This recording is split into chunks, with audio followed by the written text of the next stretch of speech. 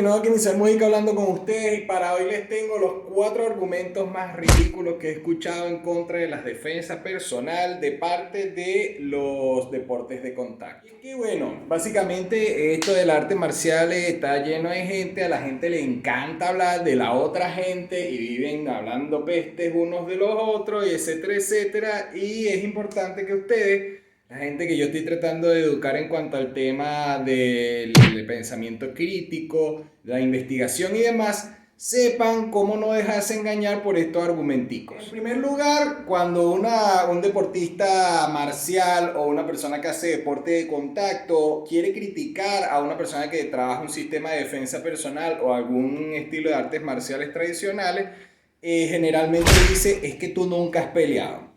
En cuanto a ese tipo de argumento, habla acerca justamente de la idea de que todo tiene que estar enmarcado en el tema del deporte que ellos practican con las reglas que ellos tienen. Por supuesto, evidentemente, uno juzga en función de la experiencia propia, pero tampoco deberías estar pensando que todo el mundo debería trabajar con tu misma metodología. Si bien es importantísimo entender que mucha gente que practica artes marciales tradicionales y mucha gente que hace defensa personal no tiene experiencia en combate porque generalmente no hacen sparring, entonces lamentablemente pues tenemos que ir investigando y viendo la metodología de cada quien, porque lanzar esa conclusión apresurada de que nunca se pelea en ese tipo de sistemas es también una generalización estúpida, ya que hay unos sistemas en donde sí se hace full sparring. En segundo lugar tenemos el típico argumentico de es que lo mío funciona porque nada más hacemos sparring, no hacen más nada que sparring, todo el tiempo hace sparring. Y si bien tiene razón en cuanto a que si no hay sparring, generalmente no funcionan las técnicas que uno hace o uno hace mucha técnica que en realidad no va a funcionar en la vida real, es también cierto que no están al tanto de qué tipo de sparring haga uno y el tipo de sparring que hace uno es diferente al sparring que hacen aquellos. ¿Por qué? Porque generalmente nosotros trabajamos en función de algo que se llama escenario, en donde evidentemente no podemos trabajar las mismas técnicas que se trabajan en el ámbito deportivo, porque muchas de las técnicas que nosotros tenemos en el ámbito deportivo son ilegales y juzgadas como sucias, como jugar sucio. Por ejemplo, meter dedo en el ojo, golpear garganta, patear la ingle, etcétera, etcétera. Que ninguna de esas cosas son absolutamente contundentes y destructivas cuando lo haces una sola vez, pero que pueden tener resultados bastante determinantes en cuanto a un combate callejero de supervivencia como tal. Por lo tanto, la metodología de sparring es un poco distinta. Si bien uno hace sparring clásico, el típico que se hace en las artes marciales deportivas o en los deportes de contacto, uno hace ese tipo de sparring clásico cuando está trabajando manos vacías, pero cuando se está trabajando armas, cuando se están trabajando técnicas específicas, como por ejemplo estas que yo estoy diciendo de atacar a los puntos nobles, no podemos tener el mismo tipo de protección que se tiene en los deportes de contacto y tampoco podemos tener la misma metodología que se tiene en los deportes de contacto. ¿Por qué? Porque evidentemente estamos hablando de cosas que son más peligrosas y tienen mucho más alto riesgo de lesión. Por lo tanto, se hace sparring de otra forma. Se utiliza una cuestión llamada escenario. Después vamos a hablar de eso. Y en cuanto a las armas, se utilizan armas de entrenamiento. Estas armas de entrenamiento son armas especiales que no tienen filo, que de repente tienen acolchado y demás. Y nosotros también hacemos ese tipo de sparring. En Arnis se utiliza muchísimo. En el caso del Wing Chun, nosotros tenemos el temita este de que mucha gente hoy en día, por lo menos la gente de mi escuela, es criticada, o la gente de mi misma línea, es criticada porque le dicen, es que esto es un Wing Chun moderno, eso no es el Wing Chun tradicional. Y es que justamente lo que hacemos es enseñar la parte tradicional, pero también incluir dentro de la parte tradicional y dentro del currículum en general del estudiante, sparring. Si no tienes sparring, aunque seas muy bueno en chisao, te van a caer a golpe en la calle. Aunque seas muy bueno en muchas otras cosas, te van a caer a golpe. Sí, porque hasta cierto punto sí es cierto que si tú no haces sparring, lamentablemente lo que tú te sabes no necesariamente tiene por qué funcionar.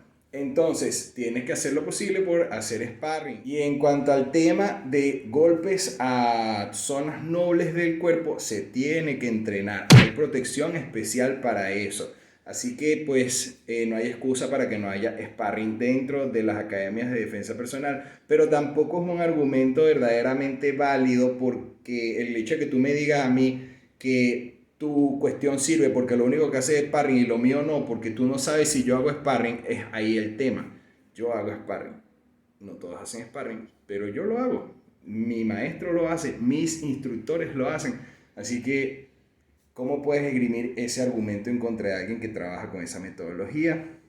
Ahí está el otro argumentico valor. Si bien, como interesado en practicar defensa personal y artes marciales tradicionales, es tu deber entender que si tú tienes que buscar un sitio en donde se haga sparring, si lo que quieres es hacer algo efectivo que te pueda servir para la calle, si no hacen sparring y te venden la cosa como que es súper efectivo, aunque nunca se estén cayendo a golpes realmente, y lo único que hagas es hechizado para poder combatir contra el compañero, o de repente lo único que haga es decir, no, lo que pasa es que estas técnicas son tan destructivas que con 2 golpes puedes matar a alguien, y no se entrenan esas técnicas con protección adecuada en momentos de estrés y demás, pues estás dándole la razón a esta gentuza que dice que esto no sirve porque no se hace sparring. El tercer argumento que generalmente se esgrime en cuanto a ese tipo de cosas es que eso en la calle no sirve.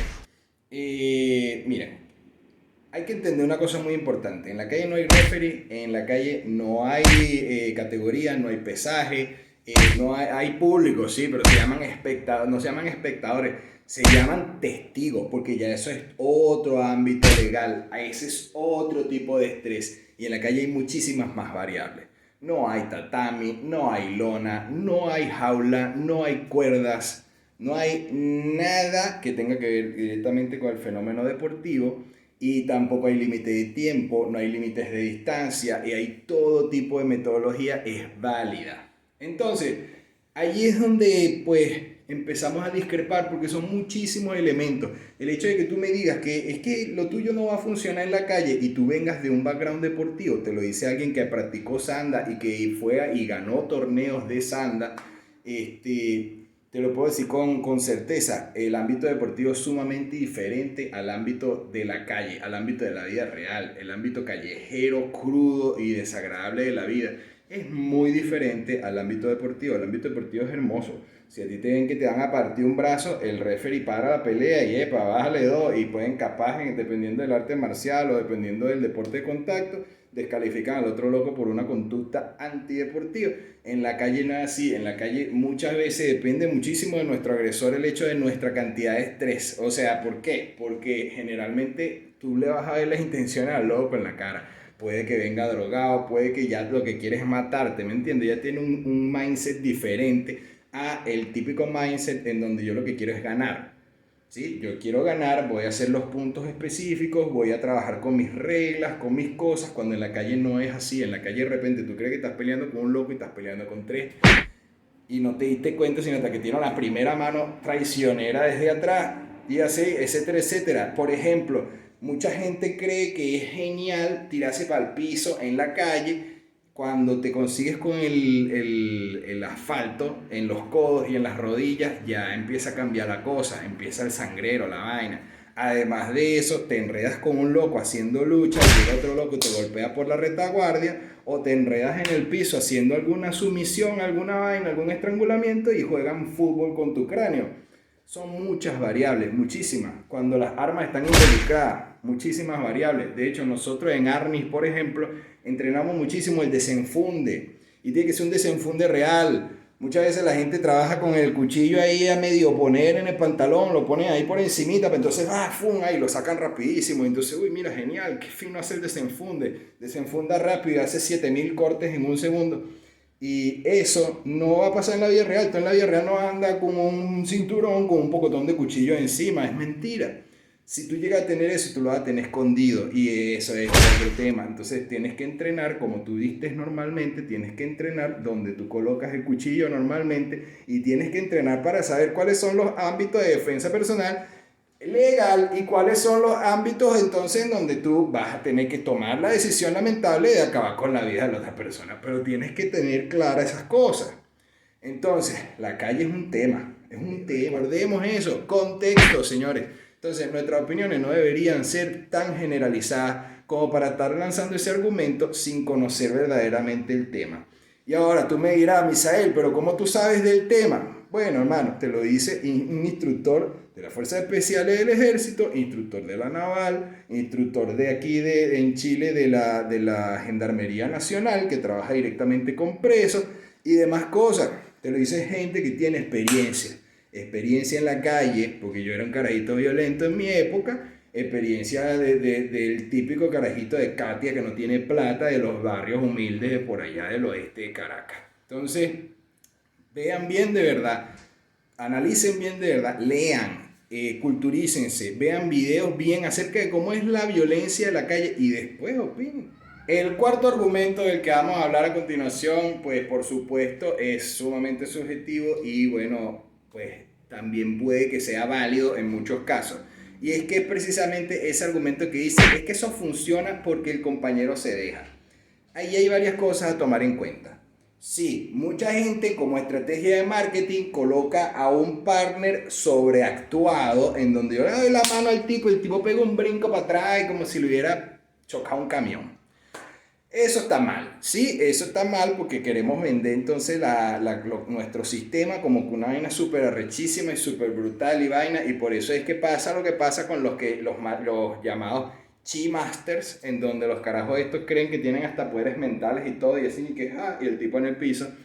Estamos poniéndonos a ese nivel cuando nuestro compañero tira la mano y entonces nosotros le hacemos una respuesta y cuando le damos el coñazo el bicho pega 3 brincos y sale volando por allá y rueda por el piso como si le hubiera chocado un camión a 10.000. No, lamentablemente eso está mal.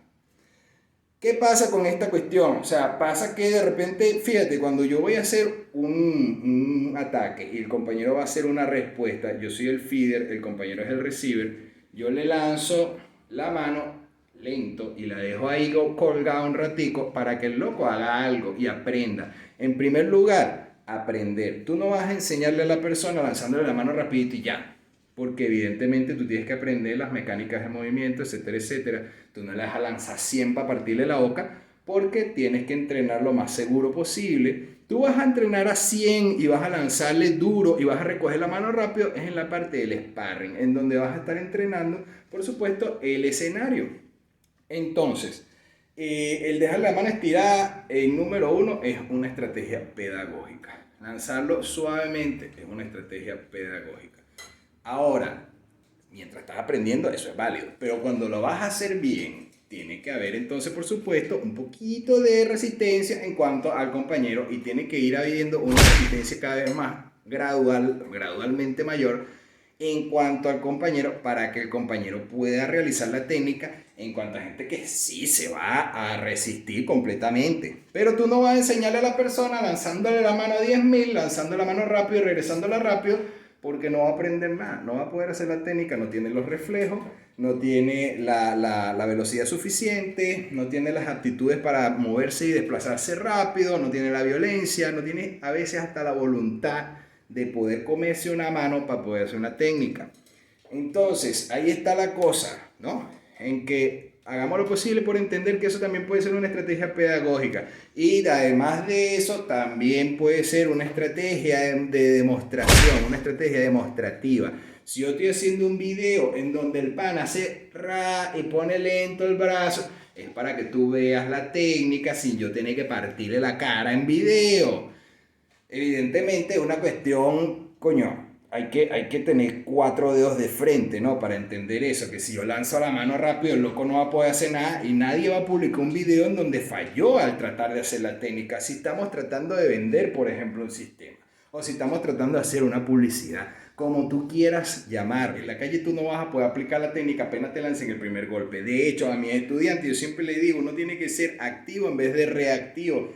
Uno tiene que, si vas a reaccionar, tienes que reaccionar de los golpes que son más lentos. Los golpes que son más lentos generalmente son los golpes que se pegan con la pierna, con el abrazo correspondiente a la pierna de atrás. Por ejemplo, en el caso del recto, en el caso del overhand, que son golpes que, o en el caso del haymaker, son golpes un poco más lentos que, por ejemplo, el jab o el gancho de izquierda, que es la pierna que tienes adelante, el brazo que tienes adelante. Son golpes muy rápidos, se regresan muy rápido, difícilmente vas a poder hacer la técnica correcta, difícilmente vas a poder hacer una técnica si no te anticipas al movimiento, etcétera, etcétera. Entonces, una cosa es ser reactivo y otra cosa es ser activo. Uno tiene que buscar de que la técnica funcione como respuesta a un ataque y tiene que buscar de que la técnica funcione, la misma técnica, tú buscándole las manos al loco desde la guardia. ¿Por qué? Porque es que si no nos vamos a acostumbrar a que las artes marciales y la defensa personal son netamente reactivas. Y la reacción tiene un tiempo mayor de ejecución que la acción. Sino que te lo diga cualquiera que haya practicado cualquier tipo de arte marcial en donde se haga sparring, que de verdad, ponete a defender una vaina que tú no sabes cuándo va a venir, y en el mismo Wing Chun se dice, deja de estar persiguiendo mano, en el mismo Kali se hace, deja de estar persiguiendo mano, vaya para adelante, desde la guardia tiene que salir las técnicas. Lamentablemente pues va a seguir este argumento válido. Porque es válido cuando alguien está acostumbrado a nada más hacer puro la demostración de la técnica y hacerlo nada más a 5 por hora. En algún momento te tienes que acostumbrar a hacerlo a 100 por hora y en algún momento te tienes que acostumbrar a que el compañero se resista lo más posible para tú poder ejecutar o no la técnica. Entonces esos fueron los 4 argumentos balurdos que yo escucho por ahí generalmente cuando la gente tiende a hablar feo de la defensa personal y de las artes marciales enfocadas a la defensa personal o artes marciales tradicionales, que justamente el decir eso, en que todos rayamos dentro de eso, es caer en la generalización. Y es justamente la generalización lo que le hace tanto daño a la gente porque viene, por supuesto, de la ignorancia. ¿Cómo de la ignorancia? ¿Tú me estás diciendo ignorante, Misael? No, estoy diciendo, en el caso de ustedes, ustedes saben cómo yo entreno, todos ustedes saben cómo yo entreno, ustedes saben cómo yo doy clases. No, no todo el mundo puede ver mis clases, los que saben son los estudiantes míos, la gente que ha entrenado conmigo, etcétera, etcétera. Entonces tiene que hacer lo posible por primero ver y después juzgar. Primero investigar y después juzgar. Además, viendo una semana de clase conmigo, no vas a terminar de entender toda la metodología que pueda yo aplicar, porque evidentemente no es pertinente enseñarle a una persona todo un sistema en menos de una semana. Y mucho menos, pues voy a estar yo haciéndole sneak peeks de las cosas que puede ver junto conmigo en mis clases.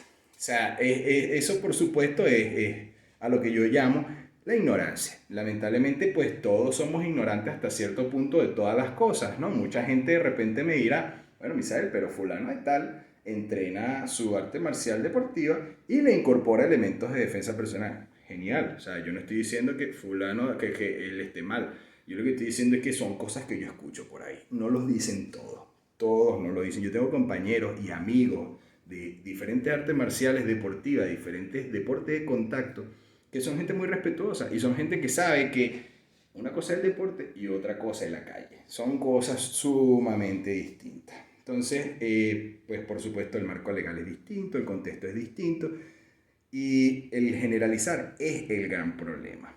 Entonces, sí, yo hablo feo, yo sí digo que argumentos balurdos, yo sí digo que gente ridícula y demás cosas, porque no estoy hablando específicamente de uno u otro o aquel, sino de aquel que utiliza esto que yo estoy diciendo, de aquel que hace eso que yo estoy diciendo. Si te lo agarras para ti, es o porque tú lo haces o porque te sentiste aludido.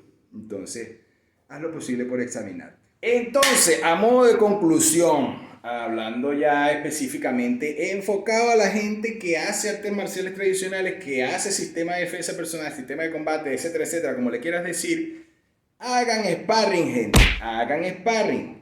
Acostúmbrense también a que cuando vayan a hacer una técnica el compañero no deje el brazo estirado, sino que vaya recogiéndolo a diferentes velocidades, ¿verdad? Y se vaya resistiendo con diferentes intensidades de resistencia y paulatinamente vayan llegando al 100% porque si no van a darle la razón a la gente que utiliza estos benditos argumentos ridículos.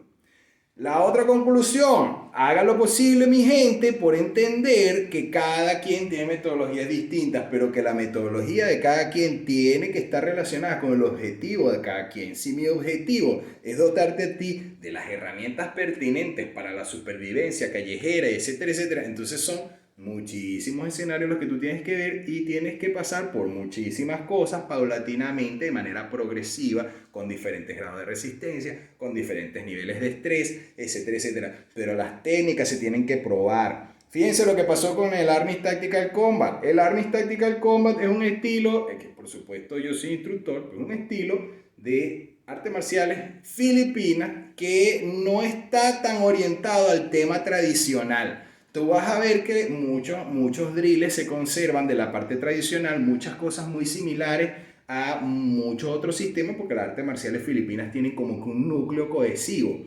pero que se diferencian en mucho al respecto de las estrategias pedagógicas y el énfasis en ciertos principios que se dan en el sistema. Esto es un sistema que ha ido cambiando a medida que va pasando el tiempo. Yo no sé cuántas veces se ha reformado el currículo en función de hacerlo lo más realista posible, porque tampoco vas a entrenar 100% a la realidad, porque tú no vas a entrenar, por ejemplo, con cuchillos de filo, tratando de que tu intención sea cortarle la yugular al compañero para que el compañero aprenda. O sea, tampoco vas a entrenar con un bastón extensible táctico real en contra de tu compañero con la intención de partirle el cráneo en dos para que el carajo aprenda a defenderse de eso. Pero tienes que llegar cerca de eso hasta cierto punto de la manera más segura posible, de la manera más saludable posible, pero hay que llegar cerca de eso, hay que llegar hasta cierto punto. Recuerden las 4 preguntas: ¿quién eres? ¿Qué quieres? ¿Hasta dónde quieres llegar? ¿Y qué estás dispuesto a sacrificar? Hay que entrenar, por ejemplo, con aluminum trainers, cuchillos que se parezcan al cuchillo que tú portas normalmente en la calle. Colócatelo donde tú te lo colocas normalmente en la calle, aprende a desenfundarlo, dado el caso que pasen diferentes tipos de escenarios, aprende a utilizarlo, aprende a defenderte en contra de eso. Son cuchillos de entrenamiento, no tienen filo, pero se parecen muchísimo o tienen exactamente la misma forma a lo que se usa.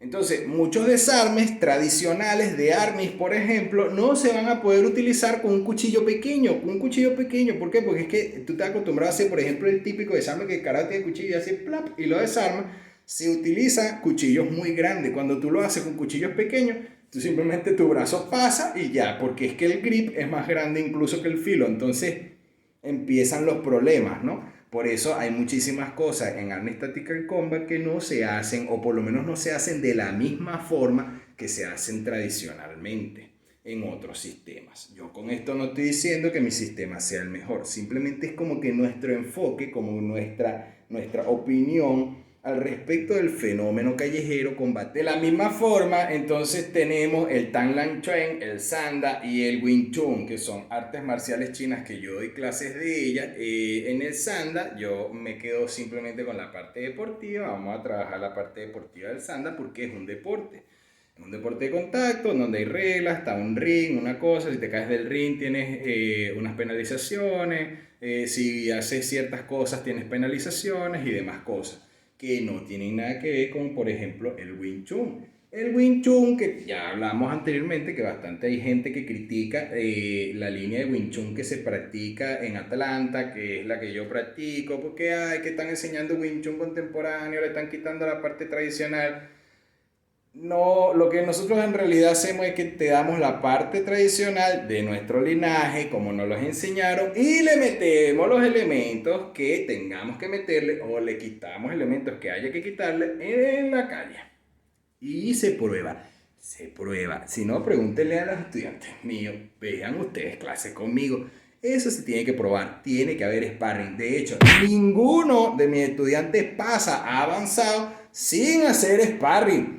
Tiene que haber sparring, progresivamente tienes que ir aumentando la intensidad del sparring en Wing Chun. ¿Por qué? Porque si no, entonces, ¿qué hace? No, yo hago hechizado porque mis técnicas son absolutamente mortales. Si yo te golpeo con una de ellas, te puedo dejar ciego, te puedo dejar tuerto o te puedo matar. ¿Really? Ahí es donde está el problema. Al respecto del Tang Lan Chuan, también te doy tu clase de Tang Lan Chuan y tienes que hacer sparring. No solo sparring de Sanda, porque hay muchas escuelas de artes marciales chinas que te dan las figuras, la cosa, te enseñan la aplicación, pero cuando van para combate, lo único que hacen es Sanda. Entonces, entendamos que tenemos que también aprender a aplicar las técnicas que hacemos en la figura en el sparring, aunque sean peligrosas. Y si de repente vas a atacar los ojos, métete el entrenamiento especializado, pídele a tu compañero, colócate una máscara de esgrima o colócate unos lentes de protección bien pegados que no se vayan a caer. Cuestión de que tú vayas, ¡pum!, y le das un toquecito en el ojo, aunque sea suavecito, para que vayas aprendiendo cómo hacer esa cuestión bien. Si no, lamentablemente, pues lo único que haces es figuritas y sandas. Entonces tú haces figuritas y sandas, no estás haciendo tan lan chuan. No estás practicando el estilo del amante, que es sumamente importante que uno practique las técnicas que sabe en las figuritas, las técnicas que salen en la figura, ¿ok? Si no las practicas, lamentablemente, pues lo único que estás haciendo es el bailecito y te está cayendo a golpe con sanda. Son dos cosas totalmente distintas. Bueno, mi gente, me despido con esto. Ya saben, pueden comentarme lo que ustedes quieran, pueden decirme lo que ustedes quieran. Estoy aquí para ustedes. Aquí están mis datos, Misael Mujica, la Escuela de la Puerta del Dragón. Doy clases en Chile y también online. Recuerden, si le dan like, esta cuestión crece, y si lo comparten, evidentemente a medida que va teniendo cada vez más suscriptores, vamos a ir luchando cada vez más duro en contra de la desinformación y la ignorancia. Hagan lo posible por investigar, tener pensamiento crítico, cuestionarlo todo, incluso lo que tú haces, incluso lo que hago yo. Cuestionenme a mí, cuestionen todo lo que vean, porque de eso se trata la verdadera inteligencia, de eso se trata el pensamiento crítico. Nos vemos, mi gente, cuídense.